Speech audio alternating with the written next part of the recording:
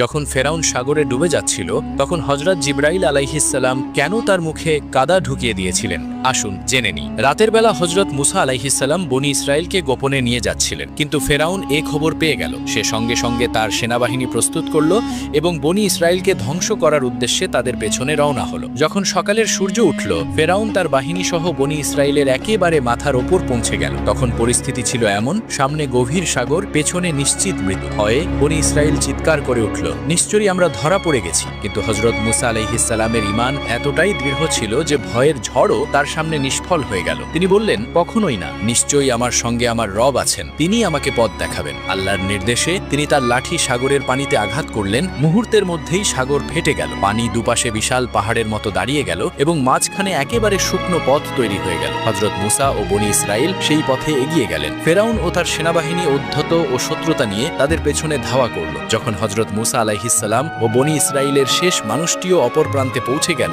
তখন আল্লাহ পানি আবার একত্রিত করে দিলেন এবং সবাইকে ডুবিয়ে দিলেন। ডুবে যাওয়ার মুহূর্তে ফেরাউন বলল, আমি ঈমান আনলাম যে তিনি ছাড়া আর কোনো উপাস্য নেই যার ওপর বনি ইসরাইল ঈমান এনেছে, আর আমি অনুগতদের অন্তর্ভুক্ত। যখন হযরত জিবরাইল আলাইহিসসালাম এটি দেখলেন, তখন তিনি সাগর থেকে কাদা তুলে ফেরাউনের মুখে ভরতে লাগলেন, এই ভয়ে যে সে যদি তওবার শব্দগুলো উচ্চারণ করে ফেলে তবে কোথাও আল্লাহর অসীম রহমত তার কাছে পৌঁছে না যায়। আল্লাহর এই অপরিসীম রহমতের জন্য আপনি কি